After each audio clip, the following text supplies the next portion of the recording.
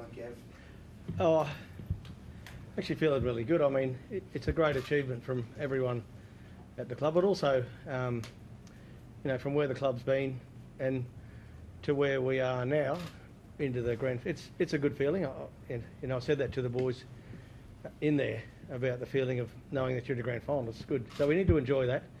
But then when we get back in work tomorrow or the next day, just focus in on next week.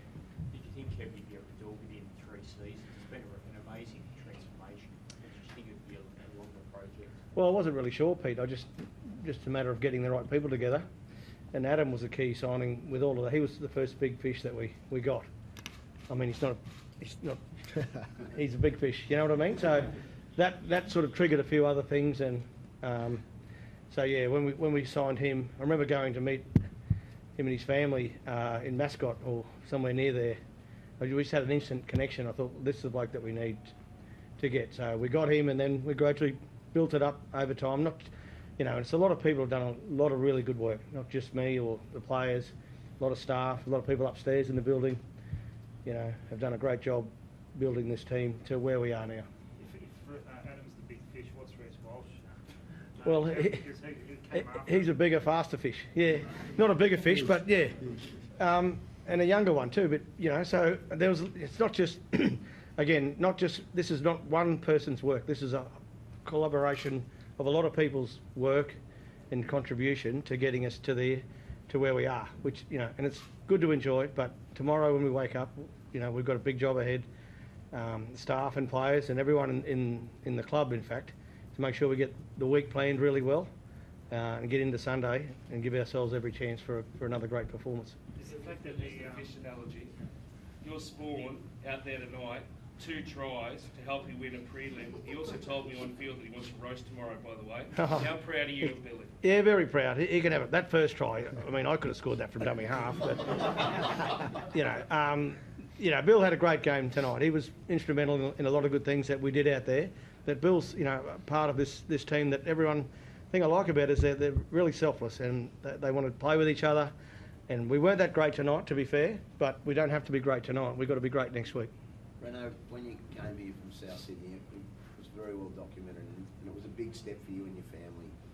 In your wildest dreams, do you think within 2 seasons that you'd be captaining the Broncos in a grand final after everything that had happened and obviously losing one and winning one for the Rabbits and being a yellow career? I didn't know what to expect, to be honest. I knew there was a lot of talent and great coaching staff, and I knew I could play a part in obviously trying to get the club back to the great successful days. And it was about the hard work, but it's been a lot of hard work. Like Kev said, it's been a lot of hard work along the way. Tough pre-seasons and a few learning curves along the way. Obviously last year we had that bit of a hiccup, but we've learned a hell of a lot. We've grown through that period, and a bit speechless at the moment. Obviously proud of the group and the club. And another grand final, how good. Kevin, you're not satisfied yet, though, are you, Renaud? You want to climb the mountain completely and lift the trophy? Yeah, the job's not done yet, obviously. It's a great thing making grand finals, but it's even better winning them. So we enjoy tonight, obviously. Look forward to what's to come. Obviously, it's a tough challenge. Penrith have been one hell of a team, and they showed again on the weekend how good they can be, and I know how good we can be as well. So looking forward to the challenge and just enjoying the week. How proud are you of this club, though, Renaud? To everybody seeing a Bronco now, and is that something that was in there you wanted to win a comp for?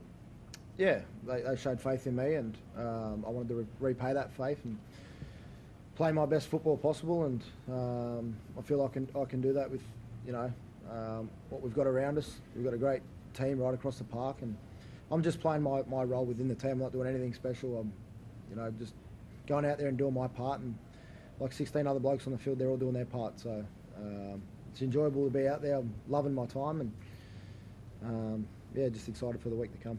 Kevin, what do you take out of your 6 premierships as a player into this week, Kevin? Like, what did you learn from that to take into it as a coach? Oh, just to firstly, be well prepared, certainly. Second thing I think is enjoy the week, what it is. It's a privilege to be involved in grand final week. And the third thing is just to leave nothing in the tank on game day, and which our boys have been good. But our best performance is still in front of us this year, and we need to be at our best next week in the grand final. Reese's ability to forget his mistakes, like he throws that intercept, a lot of young blokes go into a hole there, but he just went to another level.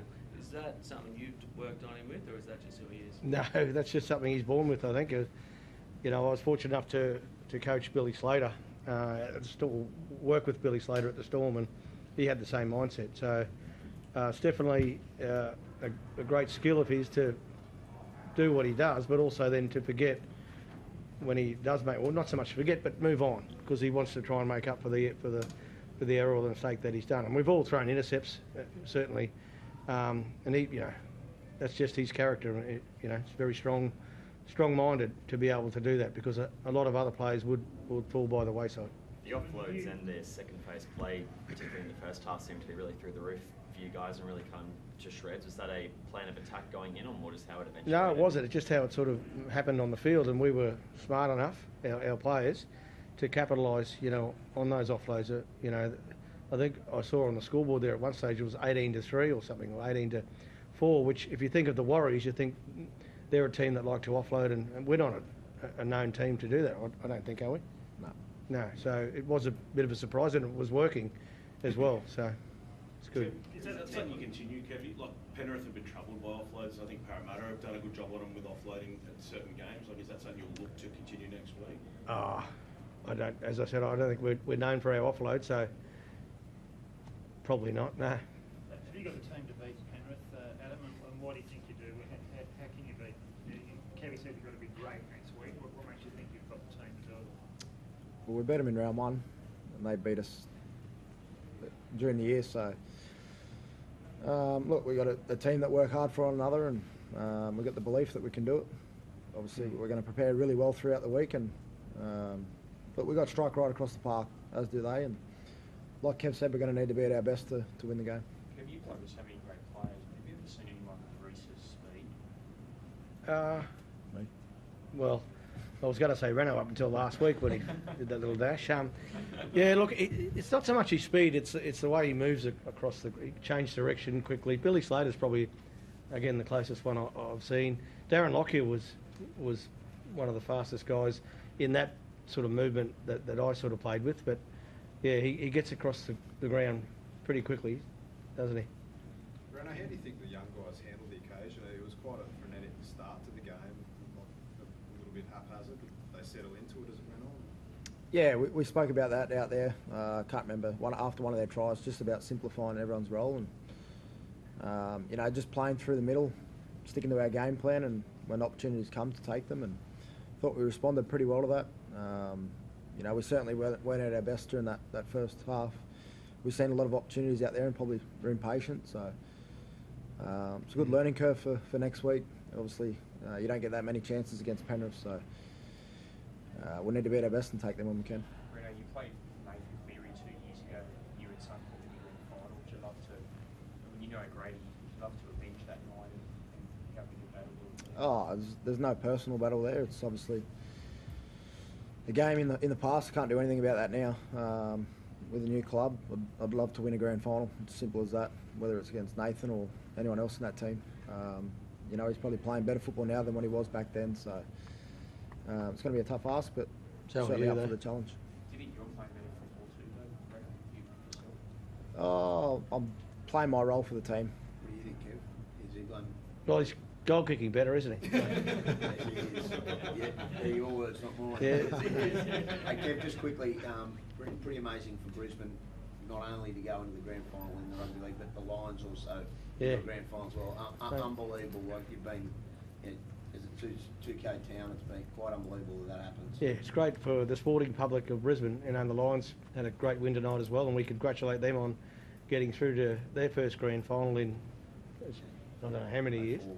04 was our last one, yeah. So, and we were 15 for our last one. So, yeah, it's a great effort. And just around the city today, you could feel the buzz and the hype. Lots of Lions jerseys, a few Carlton ones, lots of Broncos ones, and a few Warriors jerseys. So it's amazing what sport can do to a city. It brought the city alive today. So, you know, I want to thank all of our supporters and everyone that supports the game of rugby league and the AFL just to bring so much energy to the city. Has it been too long, Kev, in your mind, for Brisbane to have gone on this streak? Oh, there's a lot of clubs that would say that, but it's not easy getting to even to where we are. You know, it was a difficult task, and certainly we've had to build it up. And Dave Donner, he's probably led that charge as much as anyone when he got in the chair.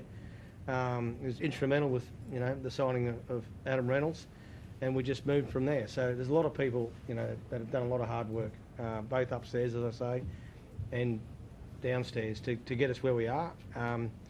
But I'm a greedy bugger, and we're grateful to be in the grand final, but there's a bit more in this team, and everyone will see that next week. Kevin, you've won 6 comps. You're taking on a side that's now playing their 4th straight grand final. You know what it's like being in a successful Broncos team, backing up and playing in the next year's grand final. How do you instill the belief in the team to be able to take on a juggernaut like that? Yeah, well, we sort of dropped away a bit from the history of the Broncos. This team, led by Adam, are about making their own destiny, and it's a great start to get into the grand final. Now it's up to the coaching staff and the players to prepare really well. You know, I've got a lot of faith and a lot of confidence in our team, particularly our squad, that next week's going to be very exciting, and we'll be in there right up to our eyeballs. Thanks, guys.